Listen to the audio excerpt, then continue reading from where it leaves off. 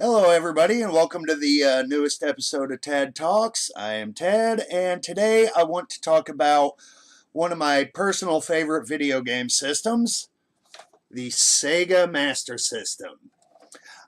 This has always held a special place in my heart because when I was about 9 or 10 years old, I had some behavioral problems, and I was in Charter Hospital in Terre Haute, Indiana. And they actually had a Master System there, and that was my first experience with it. I don't remember what all they had, but the ones that really stuck with me were Hang On, Outrun, and Penguin Land.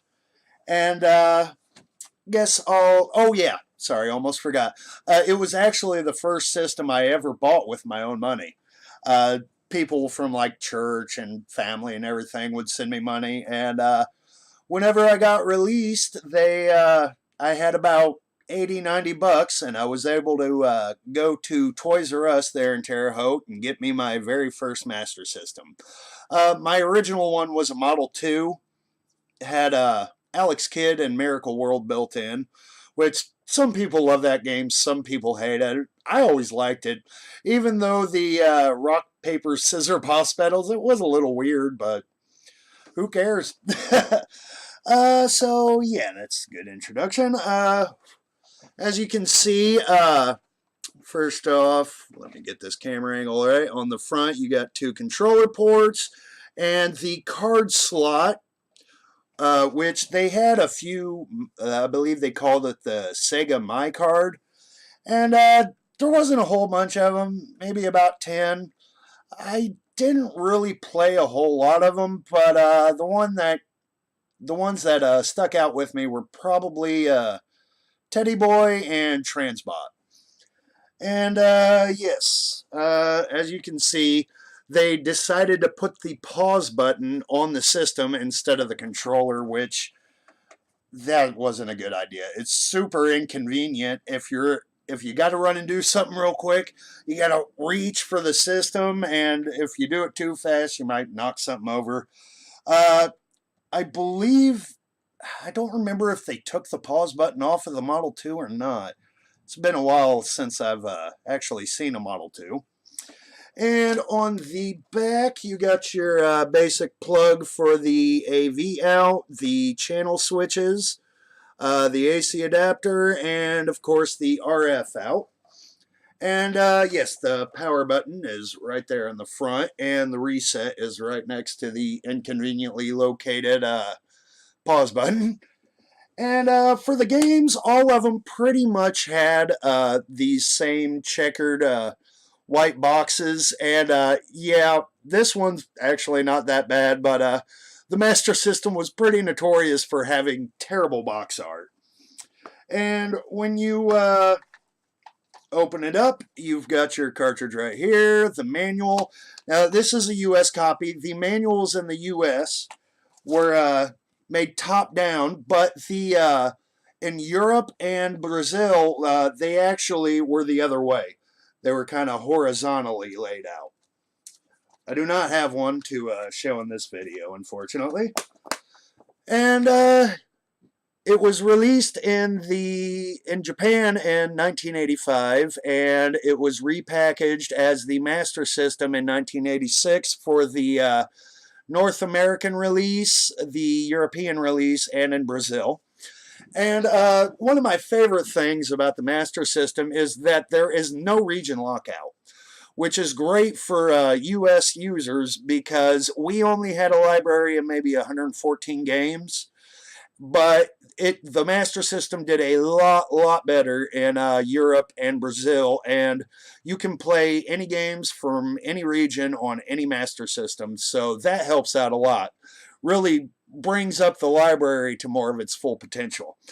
Now, the reason the Master System didn't do so hot in the US is because, first off, they only had two third-party developers. I believe they were Parker Brothers and Activision.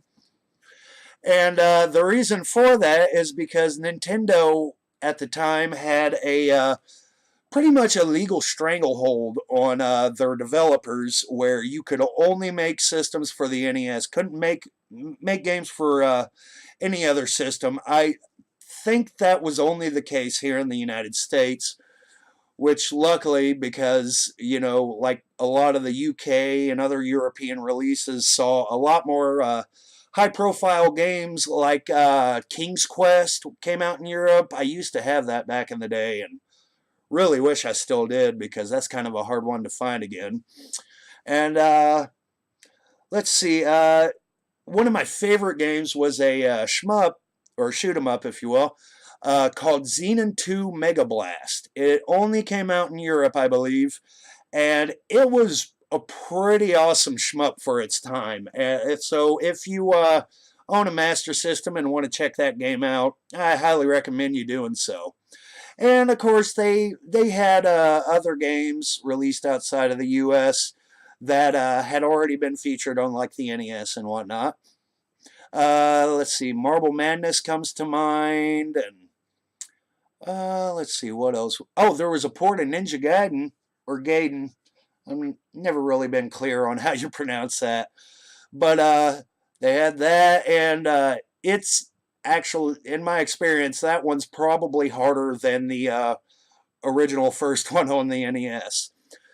So yeah, if you want more variety out of the console, definitely check out eBay and Amazon and see what other games from other regions you can muster up.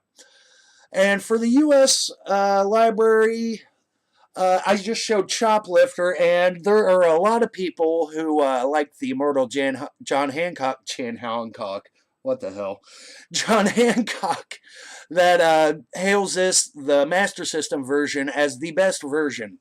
And yeah, I agree with him on that. It is probably my favorite version. Close second might have been the 7800 version, because really that and Crossbow were the only 7800 games I actually liked back in the day. And you, of course, Sonic was on there. Sonic 1 and 2 was released. In America, though, Sonic 1 was released, but it is very rare, one of the most expensive, just like James Buster Douglas Boxing. And the funny thing is, you can get the UK version pretty cheaply. But the US version, the only difference, there was no difference in the case or the cart or the manual. It was just the UK release with a new UPC sticker stuck onto it. So yes, if you're going for a full Master System US collection, that and Buster Douglas Boxing is going to be the toughest. And even if I wanted the full set, I probably am not going to pay hundreds of dollars just for a UPC sticker. Yeah, definitely not going to do that. But of course, my favorite series on the Master System in the US was, of course, Wonder Boy. Wonder Boy, the first one was pretty much Adventure Island, but as they went on, they became more action RPG-ish. And Wonder Boy 3, The Dragon's Trap, is the first Master System game as a kid that really, really hooked me up. And somebody did a new version for the PS4 and the Switch. I don't think they made one for Xbox One. But it's really cool. If you haven't checked that out, you might want to do that. I have the physical limited run games release, and it's really cool. It had a double-sided cover, and one of the sides actually was just like the Master System cover, and even the manual was the Master System style manual. Got such a kick out of that when it first came in the mail. And let's see, Alex Kidd was another big series. A lot of people kind of either take it or leave it. They had Alex Kidd in High Tech World, which I actually really liked. It was more of an adventure game than your standard platformer. And Alex Kidd in Shinobi World was really cool, because it was pretty much Shinobi, but just with Alex Kidd. It kind of a weird idea, but in my opinion, they pulled it off really well.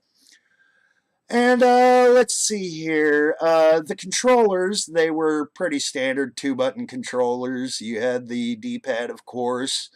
Interesting to note, you can actually use a Sega Genesis controller or an Atari joystick on the Master System if you want to. Genesis controllers work pretty well, but for some reason, button 1 and button 2 are read as B and C instead of A and B, and that kind of confused me a little bit. Other games, Double Dragon was probably my favorite home version because it was a lot closer to the arcade version than the NES one was. And man, the opening title on the Master System version, man, that music I get it stuck in my head all the time. And they, of course, had a light gun. In the U.S., we didn't have a whole bunch. If you're into light gun games, I would highly recommend Safari Hunt. And I believe it was only released in like a combo cartridge. They had different ones like Hang On, Astro Warrior. They had Pit Pot and Safari Hunt. Most of them, unless they were combo carts just for the light gun games, a lot of them had Hang On. And Hang On's another one I don't think they did on a single cartridge. But yeah, let's see. Favorite memories of the Master System. Back in the early 2000s, I wanted to revisit the Master System after when I was younger. After I had my fun with it, I sold it at a yard sale like a big moron. Man, if I had all those games back again, I would actually be pretty damn rich. But, shit, where was I going with that? Oh yeah, the Master System memories. I think I've pretty much covered all my big memories. My parents, when I bought the Master System originally, I had two games other than the built-in one. I had Castle of Illusion and Michael Jackson's Moonwalker, which those two are pretty damn expensive to get a hold of these days. On eBay, you can get a lot for, $10-20. They'll get you a pretty decent library as you go along, a piece, that is. And once you get into the imports, it does get a little bit more expensive, especially if you factor in shipping. And, oh yes, I lost my track of thought. When I had bought the one off eBay when I wanted to revisit the console, I paid for a Model 1, 2 controllers, and a light gun, and 8 games. I got that for 40 plus shipping. Or it might have been shipped, I'm not sure.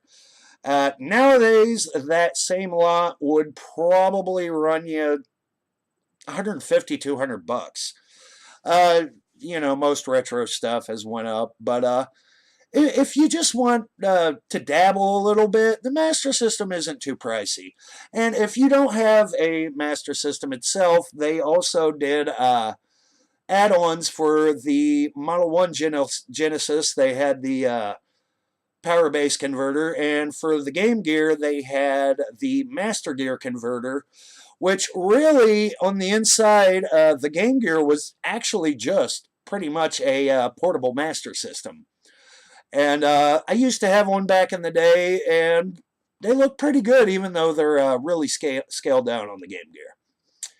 And yeah, I think for now, that's all I can really think of to say, but I will probably do a follow-up video sometime here in the near future with more of the focus on some of the games I loved. Like, I haven't even mentioned a lot of the arcade ports they did, like Outrun and Afterburner and Super Thunderblade.